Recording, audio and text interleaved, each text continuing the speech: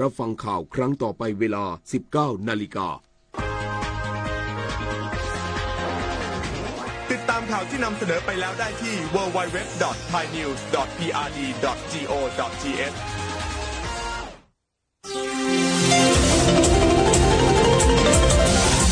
วิทยุแห่งประเทศไทยให้ความรู้คู่ความสุขคุณกำลังฟังสถานีวิทยุกระจายเสียงแห่งประเทศไทยจังหวัดลำปาง FM 97 MHz นี่คือเสียงตอบรับของผู้ที่ไปเยือนกาดนางก้อมแอดหนองกระทิงมาบ่อยค่ะมาทุกอาทิตย์เลยค่ะสนใจต้นไม้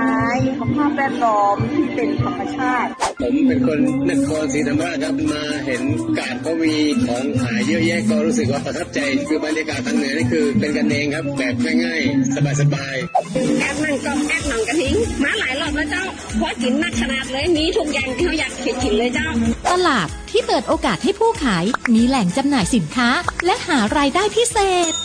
การนั่งก้อมแอดหนองกระทิงเปิดโอกาสให้ผมร้านโรตีในช่างนะครับได้หารายได้พิเศษในวันเสาร์อาทิตย์มีดนตรีฟังมีอาหารให้กินหลากหลายไม่ได้เสียค่าที่นะครับถ้าเราไปข้างนอกนี่ราคานี้ก็จะประมาณ50ครับตรงนี้เราขายที่40 บาทเน้นปริมาณว่ากาดนางก้อมแอดหนองกระทิงเปิดจำหน่ายทุกวันเสาร์อาทิตย์ 6 โมงเช้าถึงบ่าย 2 โมงณสวนสาธารณะหนองกระทิงโดยองค์การบริหารส่วนจังหวัดลำปางที่นี่บรรยากาศดีมากเลยค่ะแล้วก็ประทับใจกาดนางก้อมแอดหนองกระทิงขอเชิญชวนหน่อยเจ้ามาเปิดมีโอกาสผ่านมาก็เสาร์ที่จะลืมครับที่กาดนางก้อมลำปางนะครับ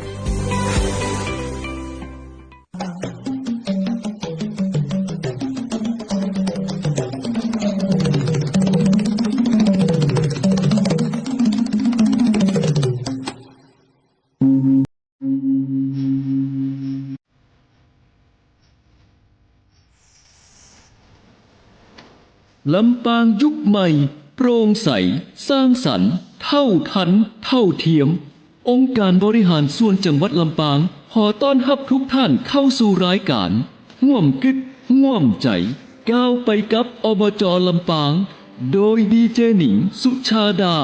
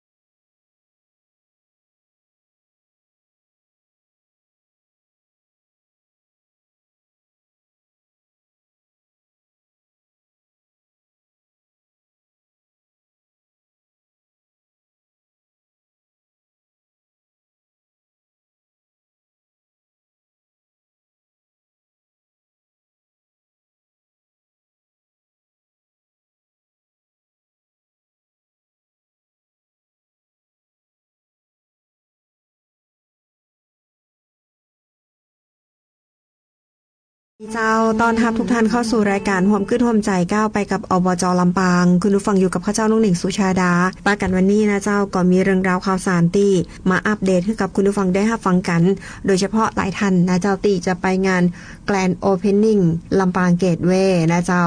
ซึ่งแต่เดิมนะเจ้าเฮาจัดวันที่1เลื่อนมาเป็นวันที่31ตอนนี้เลื่อนไปวันที่28พฤศจิกายนรายละเอียดเป็นจะใดเดี๋ยวน้องเล่าสู่กันฟังนะเจ้ารวมไปถึงงานยี่เป็งละกรลำปางประจำปี 2568 ตีองค์การบริหารส่วนจังหวัดลำปางจัดขึ้นซึ่งร่วมกับเทศบาลตำบลบ่อแห้วองค์การบริหารส่วนตำบลบ่อแห้วนะเจ้าซึ่งมีพี่น้องประชาชนเข้าไปร่วมอนุรักษ์สืบสานประเพณียี่เป็งละกรลำปางรวมไปถึงไปลอยกระทงกันทุกปีอีนะเจ้าปีนี้ขอย้ำนะเจ้าตามที่ข้าเจ้าได้ประชาสัมพันธ์ไปแล้วว่าจะมีวงเดอะสลอป่าแอดเดอะสลอมาแสดงเนาะก็ของดไปก่อนนะเจ้าสำหรับวงเดอะสลอนะเจ้าแต่ว่ากิจกรรมที่จะมีมาเพิ่มก็คือจุดเทียนเพื่อถวายความอาลัยน้อมรำลึกถึงในพระมหากรุณาธิคุณของสมเด็จพระนางเจ้าสิริกิติ์พระบรมราชินีนาถพระบรมราชชนนีพันปีหลวงนะเจ้าเนาะอันนี้ก็เดี๋ยวรายละเอียดน้องก็จะมาเล่าสู่คุณผู้ฟังได้รับฟังเช่นกันนะเจ้ารวมไปถึงข่าวสารหน้าหลายที่เกิดขึ้น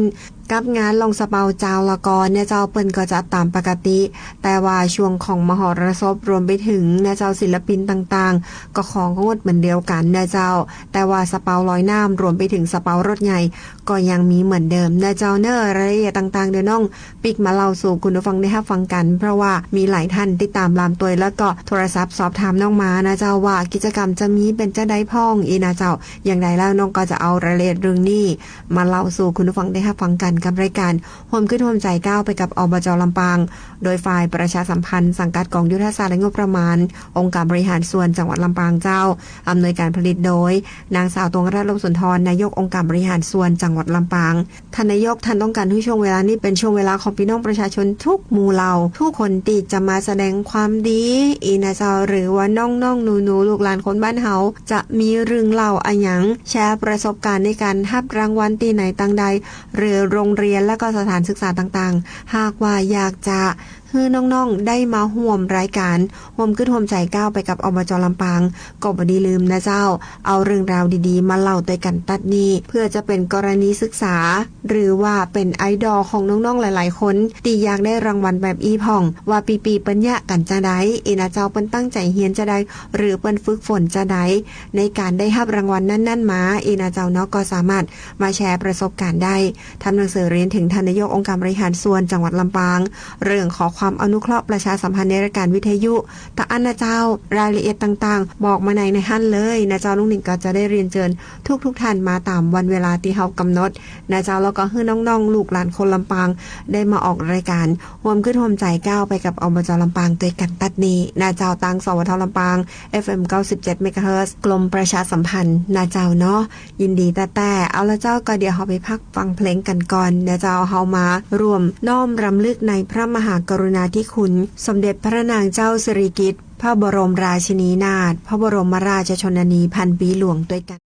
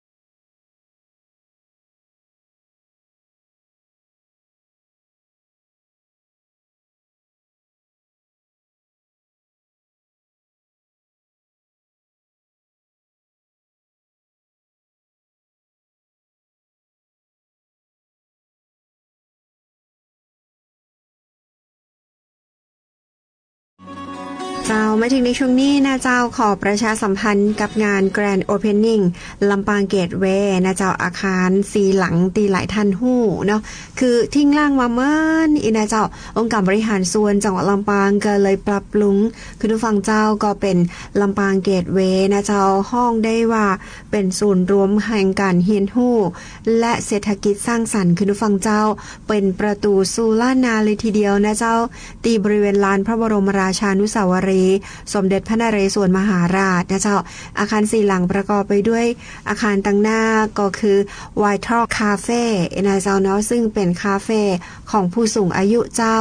ตั้งด้านองค์การบริหารส่วนจังหวัดลำปางรวมกับมหาวิทยาลัยสวนดุสิตศูนย์การศึกษาลำปางและก็ศูนย์สพสอบจลำปางหรือศูนย์พัฒนาคุณภาพชีวิตและส่งเสริมอาชีพผู้สูงอายุองค์การบริหารส่วนจังหวัดลำปางก็ได้ร่วมกันทำงานวิจัยเรื่องนี้ขึ้นเจ้ากับความสุขนะเจ้าตียังยืนของผู้สูงอายุนะเจ้าแต่ก่อนถ้าผู้สูงอายุเป็นมีความสุขได้ทำการทำงานอย่างตีเปิ้นฮักและเปิ้นชื่นชอบจะชะลอความแก่ชราลงนะเจ้าเนาะอันนี้เข้าไปพอเตอะน้องเชื่อว่าหลายท่านที่เข้าไปหันล่อกับความสุขนะบอกว่าจะเป็นความสุขที่เฮาได้ดื่มกาแฟล้ำๆจากยอดดอยแม่แจ่มบ้านเฮานะเจ้าเป็นเกษตรกรคนเมืองปานบ้านเฮาเนี่ยคุณผู้ฟังไปปลูกกาแฟและผลิตกาแฟมานะเจ้าซึ่งแต่เดิมขายติการนังกอมแอดหนองกระติงเจ้าไม่เดียวเฮาก็ยกผลิตภัณฑ์นะเจ้าติมีการพัฒนาขึ้นเนี่ยใส่บรรจุหีบห่อนะเจ้ามีแพ็คเกจจิ้งแบบสวยงามคุณผู้ฟังเจ้าก็เอาไปวางจำหน่ายที่ห้านตวยไผยาใครซื้อเมล็ดกาแฟตีทรงตรงจากผู้ปลูกถึงผู้ซื้อโดยตรงราคาบ่แพงแล้วก็ต้องบอกเลยว่าเป็นกาแฟคุณภาพก็ต้องไปที่ Vitalคาเฟ่นะเจ้าเนาะก็สามารถเข้าไปได้นะเจ้ารวมไปถึงเปิ้นเอามาชงให้กับทุกท่านได้กินกันในราคาแบบแพงเลยคุณผู้ฟังเจ้ากับกาแฟเกรดพรีเมียมจีอีนะรวมไปถึงขนมแล้วก็ได้ชมบรรยากาศสบายๆเข้าไปแล้วจะรู้สึกว่าอบอุ่นเจ้าคุณผู้ฟังเจ้าถือได้ว่าทุกท่านก็สามารถไปที่ Vital Cafe ได้นะเจ้ารวมไปถึงถ้าหากว่าออกด้านหลัง Vital Cafe ไปนะเจ้าก็จะอยู่ซ้ายมือของเฮาก็คือลำปางพลาวอีนะเจ้าเนาะซึ่งลำปางพลาวนะเจ้าก็มีสินค้าของลำปางจำหน่ายทุกอำเภอ13อำเภอห้องได้ว่าสินค้าเกรดพรีเมียมของจังหวัดลำปางเนี่ยมาวางจำหน่ายที่หันหลายท่านอาจจะบอกว่าห้องน้อยเดียวจะเอารวมสินค้าตึงหมดของลำปางมาไว้ที่หันกะคุณผู้ฟังเจ้าคือเจอีคุณผู้ฟังบ่ต้องไปไกลแต่ละอำเภอเลยนะเจ้าทุกสินค้าทุกผลิตภัณฑ์ในอำเภอนั่นๆที่เป็นสินค้าพรีเมียมนะถ้าสมมุติว่าคุณผู้ฟังสแกนไปสมมุติสแกนของคนเกาะขาสินค้าเกรดพรีเมียมของเกาะขาอีนะเจ้าก็จะมีตั๋วเสื้อให้เราเปิดก็จะแนะนำนะเจ้าในแท็กขนาดหนาเฮาเข้าไปพอในแท็กก็จะมี QR code สแกน QR code ได้เลยคุณผู้ฟังเจ้าแล้วก็เปิ้นจะบอกว่าสินค้าอำเภอเกาะขาร้านนั่นๆมีอะหยังพ่องมีผลิตภัณฑ์อะหยังพ่องให้กับหมู่เฮาได้เลือกซื้อเลือกช็อปกันได้เลยคุณผู้ฟังบ่ต้องไปถึงสถานที่จำหน่ายนะเจ้าถ้าเลือกซื้อเลือกช็อปเสร็จฝากชื่อตียูเบอร์โทรศัพท์ไว้ส่งถึงบ้านคุณผู้ฟังเลยนะเจ้าหรือถ้าไผบอกว่าเฮ้อปีกลัวว่าเปิ้นประสงค์หรือว่าจ้าไปปีต้องจ่ายละเนี่ยอย่างเช่นผ้าครั่งอยากให้ใส่ละอีนะเจ้าเนาะสามารถซื้อเลยใส่เลยนะเจ้าได้เลยคุณผู้ฟังเจ้าเนาะไปเลือกกันตีลำปางพลาวนะเจ้ารวมไปถึงอาคารเดกี้ว่าซ้ายมือของไวท์ทอลคาเฟ่นะเจ้าก็จะเป็นลำปางพลาวนะขวามือก็จะเป็นพิพิธภัณฑ์สมเด็จพระนเรศวรมหาราชรวมไปถึงสถานที่ท่องเที่ยวในจังหวัดลำปางเจ้าคุณผู้ฟังอยากให้ฮู้ก็เจ้าว่าพระบรมราชานุสาวรีย์สมเด็จพระนเรศวรมหาราชนะเจ้าเปิ้นมีตีมาตีไปจ้าใดนะเจ้ามีเหตุอัศจรรย์ใจจ้าใดถึงได้มาตั้งตีณลานพระบรมราชานุสาวรีย์สมเด็จพระนเรศวรมหาราชอำเภอเกาะขาคุณผู้ฟังไปอ่านประวัติได้เลยไปฟังประวัติได้เลยเจ้าป่ายนิ้วจิ้มแขกกดต่ออันเฮาก็จะมีเจ้าหน้าที่ช่วยดูแลอยู่นะเจ้าหน้าที่ฝ่ายส่งเสริมการท่องเที่ยวนะเจ้าคอยแนะนำทุกท่านอยู่นะเจ้าเซตจากตะท่านแล้วก็ไปแหมโซนหนึ่งนะเจ้าก็เป็นโซนสถานที่ท่องเที่ยวต่างๆในจังหวัดลำปางนะเจ้าลำปางมีสถานที่ท่องเที่ยวที่ไหนกันพ่องแล้วมีอะหยังพ่องรวมไปถึงจื่อลำปางมีกี่จื่อน้องบอกเตือ คุณผู้ฟังต้องไปให้ได้เลยตีอาคารพิพิธภัณฑ์สมเด็จพระนเรศวรมหาราชก็จะแบ่งเป็นโซน3โซนด้วยกันอย่างที่ข้าเจ้าได้นำเรียนเนี่ยเจ้ารวมไปถึงเจ้า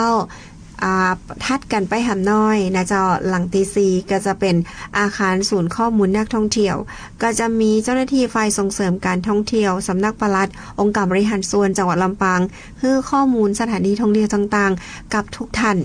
ห้องได้ว่าไปกราบพระบรมราชานุสาวรีย์สมเด็จพระนเรศวรมหาราชเสร็จแล้วลงมากินกาแฟเย็นๆจื่นใจและเดินไปแอวลำปางพลาวเดินไปแอวพิพิธภัณฑ์สมเด็จพระนเรศวรมหาราชเดินไปสอบถามเจ้าอยากใครไปอำเภอนั่นอำเภอนี่สถานที่ท่องเที่ยวมีที่ไหนยังได้ที่ไหนน่าสนใจนะเจ้าทุกท่านก็ไปถามเจ้าหน้าที่ได้อันนี้นำเรียนให้กับคุณผู้ฟังได้รับรู้รับทราบกันกับลำปางเกตเวย์นะเจ้าซึ่งจะมีแกรนด์โอเพนนิ่งจริงๆแล้วคือ31ที่ใกล้จะถึงนี่แต่ว่าขอเลื่อนนะเจ้าไปเป็นวันที่28พฤศจิกายน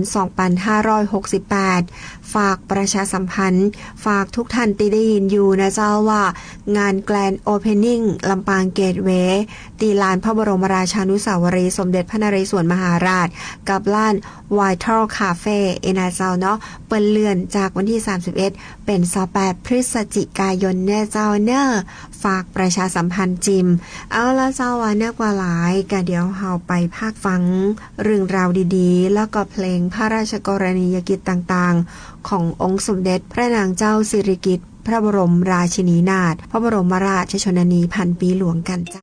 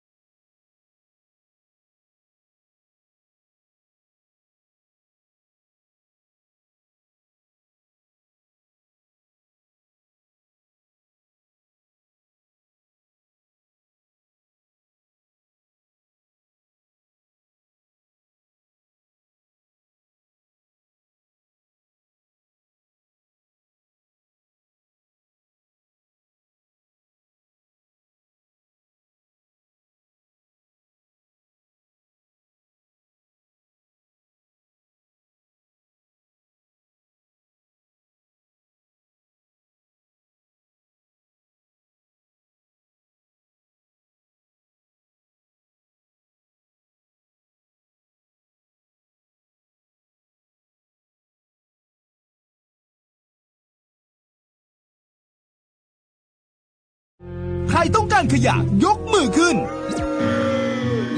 ไม่มีใครต้องการขยะแต่ทิ้งขยะกันมากขึ้นจนเกิดปัญหากับทุกชีวิตและสิ่งแวดล้อมขยะที่มีถ้าช่วยกันคัดแยกก่อนทิ้งก็จะช่วยลดปัญหาขยะได้ก่อนทิ้งดูให้ดีนะครับขยะเปียกถังสีเขียวขยะทั่วไปถังสีน้ำเงินขยะรีไซเคิลถังสีเหลืองขยะอันตรายถังสีแดงคัดแยกขยะก่อนทิ้งเริ่มได้ที่ตัวเราเท่ากับช่วยลดขยะบนโลกสนับสนุนโดยองค์การบริหารส่วนจังหวัดลำปางให้โลกเราสวยพวกเรามาช่วยกันนี่คือเสียงตอบรับของผู้ที่ไปเยือนกาดนั่งก้อมหนองกระทิงมาบ่อยค่ะมาทุกอาทิตย์เลยค่ะสนใจต้นไม้สภาพแวดล้อมที่เป็นธรรมชาติผมเป็นคนนครศรีธรรมราชครับมาเห็นกาดเขามีของขายเยอะแยะก็รู้สึกว่าประทับใจคือบรรยากาศทางเหนือนี่คือเป็นกันเองครับแบบง่ายๆสบายๆกาดนั่งก้อมหนองกระทิงมาหลายรอบแล้วเจ้าพอกินนักขนาดเลยมีทุกอย่างที่เขาอยากกินเลยเจ้าตลาดที่เปิดโอกาสให้ผู้ขายมีแหล่งจำหน่ายสินค้าและหารายได้พิเศษการนั่งก้อมหนองกระทิงเปิดโอกาสให้ผมร้านโรตีในช่างนะครับได้หารายได้พิเศษในวันเสาร์อาทิตย์มีดนตรีฟังมีอาหารให้กินหลากหลายไม่ได้เสียค่าที่นะครับถ้าเราไปข้างนอกนี่ราคานี้ก็จะประมาณ50ครับตรงนี้เราขายที่40 บาทเน้นปริมาณว่ากาดนั่งก้อมหนองกระทิงเปิดจำหน่ายทุกวันเสาร์อาทิตย์ 6 โมงเช้าถึงบ่าย 2 โมงณสวนสาธารณะหนองกระทิงโดยองค์การบริหารส่วนจังหวัดลำปางที่นี่บรรยากาศดีมากเลยค่ะแล้วก็ประทับใจกาดนั่งก้อมหนองกระทิงขอเชิญชวนหน่อยเจ้ามาเตอร์มีโอกาสผ่านมาก็เสาร์อาทิตย์อย่าลืมครับที่กาดนั่งก้อมลำปางเลยครับคุณกำลังฟังร่วมคิดร่วมใจก้าวไปกับอบจ.ลำปางลำปางยุคใหม่โปร่งใสสร้างสรรค์เท่าทันเท่าเทียมเจ้ามาถึงช่วงนี้นะเจ้าหลายท่านตีถามไทยเข้ามานะเจ้าว่างานยีเป็งละกรลำปางประจำปี2568ตีจะจัดขึ้นวันที่5เนี่ยณสวนสาธารณะหนองกระทิงยังจัดอยู่ก็จัดเจ้าจัดเหมือนเดิมเลยคุณผู้ฟังเจ้าถึงแม้ว่าจะงดการแสดงของครูแอดเดอะสลอนะหรือว่าป่าแอดเดอะสลอแต่ว่ากิจกรรมภายในงานบอกว่าจะเป็นกิจกรรมเทิดพระเกียรตินะเจ้ากิจกรรมสารคดีนะเจ้าในเรื่องของพระราชกรณียกิจต่างๆนะเจ้าจุดเทียนถวายความอาลัยสมเด็จพระนางเจ้าสิริกิติ์พระบรมราชินีนาถพระบรมราชชนนีพันปีหลวงและเจ้าแล้วก็มีการประกวดซุ้มประตูปลาประกวดกระทงฝีมือและสาธิตในการทำกระทงใบตองโดยคุณผู้ฟังเจ้าเหมือนเก่าเหมือนเคยโดยเฉพาะไผ่ตีจะทรงทีมเข้าประกวดซุ้มประตูปลาเป็นไผ่ก็ได้พี่น้องประชาชนทั่วไปพร้อมทั้งนักเรียนนักศึกษาที่คิดว่าจะสืบสารนะเจ้าอัตลักษณ์วิถีชีวิตของคนลำปางให้ลูกหลานเฮาได้หันกันนะเจ้าในการถ่ายทอดความรู้สึกบรรยากาศซุ้มประตูปลาในงานยีเป็งละกรลำปางประจำปี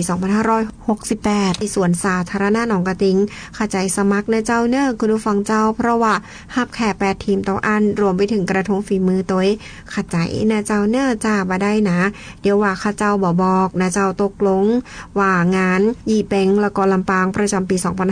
2568ยังมีเหมือนเก่าเหมือนเคยและเฮาไปรวมกันจุดเทียนถวายความจงรักภักดีลำลึกถึงพระมหากรุณาธิคุณหาที่สุดบ่ได้ของสมเด็จพระนางเจ้าสิริกิติ์พระบรมราชินีนาถพระบรมราชชนนีพันปีหลวงด้วยกันเจ้ารวมไปถึงทางด้านของการไฟฟ้าฝ่ายผลิตแห่งประเทศไทยแม่เมาะคุณผู้ฟังเจ้าถือได้ว่าเปิดประกาศเลื่อนนะเจ้าในงานเทศกาลท่องเที่ยวแม่เมาะนะเจ้าเนาะถือได้ว่าหลายๆตีเหมือนกันนะเจ้าบอกว่าจะเป็นเทศบาลนครลำปางกับงานลองสเปาเจ้าละกรเมื่อกี้ข้าเจ้าได้อู้ไปแล้วนะเจ้าว่างานยังมีปกติในเรื่องของมหรสพต่างๆก็คือหยุดไปก่อนแต่ว่าก็จะมีสเปาลอยน้ำแล้วก็สเปารถใหญ่เหมือนเดิมอีนะเจ้าเนาะการไฟฟ้าฝ่ายผลิตแห่งประเทศไทยแม่เมาะนะเจ้าเปิ้นก็ขอประกาศเลื่อนนะเจ้าเทศกาลท่องเที่ยวแม่เมาะนะเจ้าถือได้ว่าหลายๆท่านนะเจ้าก็คงได้รับรู้รับทราบกันนะเจ้าเนาะว่างานเทศกาลท่องเที่ยวแม่เมาะนะเจ้าก็มีกิจกรรมดีๆนักหลายขนาดเลยนะเจ้าตีหมู่เฮาได้รวมกันนะเจ้าแล้วก็ ประชาชนเจ้าจังหวัดลำปางได้เชิญชวนนักท่องเที่ยวเพื่อมาแอลจังหวัดลำปางบ้านเฮานะเจ้ากับเรื่องราวดีๆเนาะแต่ตอนนี้ขอประกาศเลื่อนไปก่อนนะเจ้าเนอกับเรื่องราวต่างๆเดี๋ยวน้องเอารายละเอียดมาเล่าสู่คุณผู้ฟังได้รับฟังกันนะเจ้ารวมไปถึงเทศบาลเมืองเขลังนครนะเจ้าเปิ้นก่อประกาศนะเจ้าเทศบาลเมืองเขลังนครยกเลิกการจัดงานประเพณีแห่โคมไฟครัวตาลวันพุธที่29ตุลาคม2568ตีชุมชนและวัดลำปางกลางฝั่งตะวันตกนะเจ้าก็ยังจัดงานบุญตามประเพณีเหมือนเดิมนะเจ้าเนาะแล้วก็งานประเพณีลอยกระทงของเทศบาลเมืองเขลังนครวันพุธที่5พฤศจิกายน2568เพื่อถวายความอาลัยต่อการ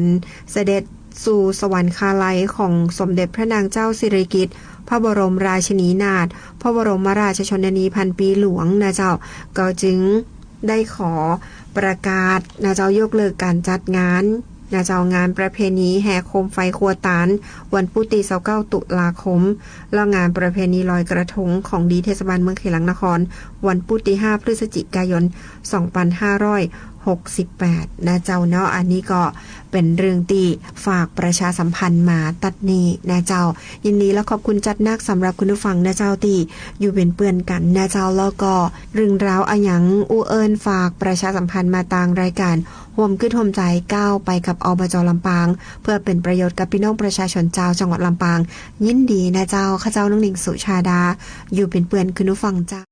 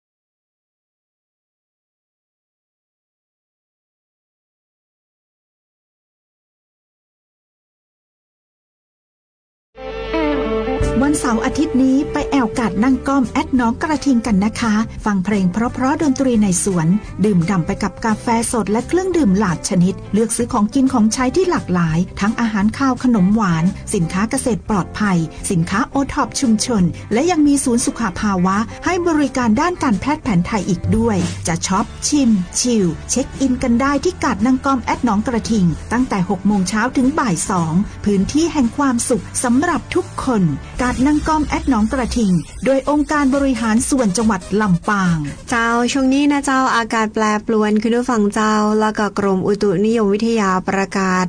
เข้าสู่ฤดูหนาวอย่างเป็นทางการแล้วคุณผู้ฟังก็ต้องระมัดระวังในเรื่องของปัญหาสุขภาพของตัวเกาตัวออกกำลังกายให้สม่ำเสมอกินน้ำให้เพียงพอนะเจ้าอย่างน้อยวันละ8ถึง10แก้วนะเจ้ารวมไปถึงทางด้านของคุณผู้ฟังที่บ่ค่อยได้รับต่อได้หรือว่ารับบาสนิดไวท้องอย่างประมาณนี้นะเจ้าต้องหาโอกาสหาเวลาไปหาหมอตัวนะเจ้าเพื่อปรับนะเจ้าสมดุลในร่างกายให้นอนหลับพักผ่อนอย่างเพียงพอแต่ว่าคนอย่างเฮาๆทันๆนะเจ้าอาการปกติก็ขอให้พักผ่อนอย่างเพียงพอตัวนะเจ้าแล้วก็บ่ดีลืมคุณผู้ฟังเจ้ากินอาหารให้ถูกสุขลักษณะแล้วก็ครบ5หมู่ตัวนะเจ้าเนาะเป็นห่วงเป็นใยแต่ในช่วงนี้นะเจ้าก็ฝากประชาสัมพันธ์ไว้ตัวกันแล้วกันรวมไปถึงนะเจ้าหลายๆพื้นที่นะเจ้าอากาศที่ไหนเป็นใจใดพองนะเจ้าก็สามารถประชาสัมพันธ์เอิ้นมาให้กันตัดนี้ได้นะเจ้าช่วงนี้ยังพอเวลาหมดเวลาเสี่ยงคุณผู้ฟังเจ้าข้าเจ้าน้องหนิงสุชาดาคงจะต้องนำรายการห่วมคือโฮมใจก้าวไปกับอบจ.ลำปางจากลาคุณผู้ฟังไปเพียงตัวอีกก่อนพากันวันพุธ 5 โมงแรงถึง 6 โมงแมลงวันนี้ต้องลาไปแล้วสวัสดีเจ้า